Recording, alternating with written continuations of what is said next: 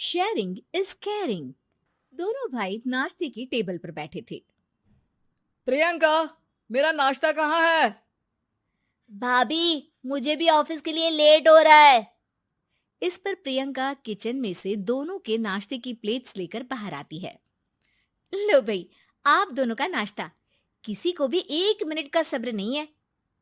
ये प्रियंका का ससुराल है, जहाँ कोई औरत ना होने की वजह से शादी वाले दिन से ही घर के साथ दोनों भाइयों की जिम्मेदारियां प्रियंका संभाल लेती है।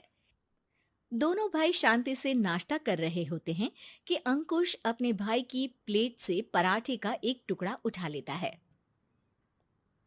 आपको पता है ना, मैं खाना शेयर नहीं करता, फिर भी मेरी प्लेट में से खाना जरूरी है क्या? अरे हद हो गई है, मुझे नहीं खाना अब। अंकुर गुस्से में नाश्ता छोड़कर टेबल से उठ खड़ा होता है। अरे, ये कैसा बिहेवियर है अंकुर? एक टुकड़ा ही तो है। एक हो या आधा, मुझे भूख लगी है तो ये सिर्फ मेरा ही है। उसे भी किसी के साथ शेयर करने बैठा तो भूखा नहीं रह जाऊंगा। अरे बाबा ठीक है, अब इस पर भी लड़ाई। दूसरा बना देती हूँ, पर प्लीज ऐसे खाना बीच में छोड़कर मत जाओ। इससे अन्न का अपमान होता है। ओ प्लीज भाभी, ऐसी कोई चीज होती ही नहीं है। आपके पास पैसे हैं, खरीदो और खाओ। अगर नहीं खाया जाए तो फेंक दो। अरे दुनिया में सब यही करते हैं। अंकुर बैग उठाकर ऑफिस के लिए चला जाता है, जिसके पीछे उसका बड़ा भाई मायूस सा घर में खड़ा रह जाता है। जिसने बचपन से सोने की चम्मच में खाया हो, उसे दुनिया के बारे में क्या पता होगा। वैसे गलती तो हमारी ही है। अगर कभी बचपन में ही सही गलत का फर्क सिखाया होता तो आज ये हाल नहीं होते। आप फिक्र क्यों करते हैं जी? भगवान है, वो जो भी करता है सबकी भलाई के लिए ही करता है। और जब वो चाहेंगे तो अपनी तरह से अंकुर भैया को भी सब कुछ सिखा देंगे। पत्नी की बात पर विश्वास कर अंकुश भी ऑफिस चला जाता है। सुबह से दोपहर होती है और अंकुर लंच करने ऑफिस के पास वाले रेस्टोरेंट में पहुंचता है, जहां वो एक साथ बहुत सारा खाना ऑर्डर कर देता है। सर, क्या कोई आपको ज्वाइन करने वाला है? नहीं तो क्यों? अब कुछ नहीं सर, ऐसे ही। वेटर चला जाता है और कुछ देर में अंकुर का ऑर्डर लेकर वापस आता है, जिस पर अंकुर सब डिशेस में से थोड़ा थोड़ा खाकर बाकी ऐसे ही छोड़कर बिल देकर चला जाता है। वाह भगवान, तेरी माया।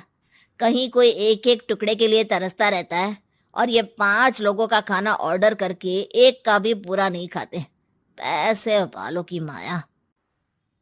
वेटर टेबल साफ कर बचा हुआ सारा खाना लेकर रेस्टोरेंट के पीछे घूम रहे बच्चों के पास पहुंच जाता है, जिसे देख बच्चों के चेहरे खिल उठते हैं। वाह, आज इतना सारा खाना आया। थैंक यू भैया। भगवान आपको खाने की फैक्ट्री बना दे। अगर ये फैक्ट्री मेरी होती तो तुम लोगों को कभी किसी का झूठा बचा हुआ खाना नहीं खाना पड़ता। चलो तुम लोग खाओ, पर ध्यान रखो किसी को पता ना चले, नहीं तो मेरी नौकरी चली जाएगी। इसी के साथ दिन बीतता है और रात को दोनों भाई एक साथ घर पहुंचते हैं। कुछ देर में सब डिनर करने बैठते हैं, जहां अंकुश अंकुर को समझाने की कोशिश करता है। अंकुर, अगर हमें लाइफ में सब कुछ मिला है, इसका ये मतलब नहीं कि तुम उसका गलत फायदा उठाओ, बल्कि तुम्हें उसकी मदद से दूसरों को भी मदद करनी चाहिए। भैया, जिनके पास नहीं है उनकी वजह मैं तो नहीं ना। और ऐसे बहुत लोग हैं जिनके पास सब कुछ है। इसलिए अगर मैं एक इंसान कुछ नहीं करूंगा तो कोई फर्क नहीं पड़ने वाला। तुम्हारे भैया बस एक चीज समझाना चाहते हैं कि जिस चीज की हमारे पास कमी नहीं है, उसे बर्बाद करने से अच्छा है कि लोगों के साथ शेयर करें। इससे हम सिर्फ सामान नहीं, खुशियां भी बांटते हैं, और इसमें तुम्हारा ज्यादा कुछ तो जाएगा नहीं। भैया भाभी की बात सुन अंकुर कुछ बोले बिना उठकर चला जाता है। इसी तरह दिन बीतते रहते हैं, जिसमें अंकुश और प्रियंका कोशिश तो बहुत करते हैं, पर अंकुर पर किसी भी चीज का कोई असर नहीं पड़ता। एक दोपहर अंकुर सैंडविच खाते हुए सड़क के किनारे चल रहा होता है। तभी उसकी नजर आइसक्रीम वाले पर पड़ती है और वो सैंडविच सड़क किनारे फेंक आइसक्रीम खरीदने पहुंच जाता है। अब इसे कहते हैं जिंदगी का सुख। जैसे ही अंकुर आइसक्रीम लेकर पीछे मुड़ता है तो एक आदमी को सड़क से वही सैंडविच उठाते हुए देखता है। वो आदमी बहुत कमजोर, गरीब, जैसे बहुत दिनों से खाना ना खाया हो वैसा लग रहा था। अंकुर उसके पास जाकर खड़ा हो जाता है। उसे देखकर आदमी सैंडविच अंकुर की तरफ कर देता है। आपको भी खाना है क्या? क्या हम इसे आधा आधा कर ले? मुझे बहुत भूख लगी है। वो मेरा ही झूठा सैंडविच है। तुम दूसरा खरीद कर क्यों नहीं खा लेते? इसे क्यों खा रहे हो? अरे भैया, अगर खरीदने के पैसे होते तो 4 दिन से भूखा नहीं घूम रहा होता। हैं? क्या? तुमने 4 दिन से कुछ नहीं खाया, फिर भी इस आधे सैंडविच को मेरे साथ बांटने के लिए तैयार हो गए? क्यों? अरे भैया, पैसा नहीं है तो क्या हुआ, इंसानियत आज भी उतनी महंगी नहीं हुई, और ना ही उस पर अमीर गरीब का टैग लगा है जो हम उसे रख ना सके।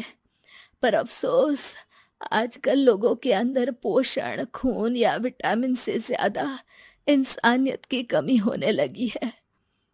आदमी की बातों से अंकुर को समझ में आ जाता है कि वो आज तक कितना गलत काम करता आ रहा था। इसके बाद से वो अपनी किसी के साथ शेयर नहीं करने और खाने को बर्बाद करने वाली आदत को छोड़ देता है।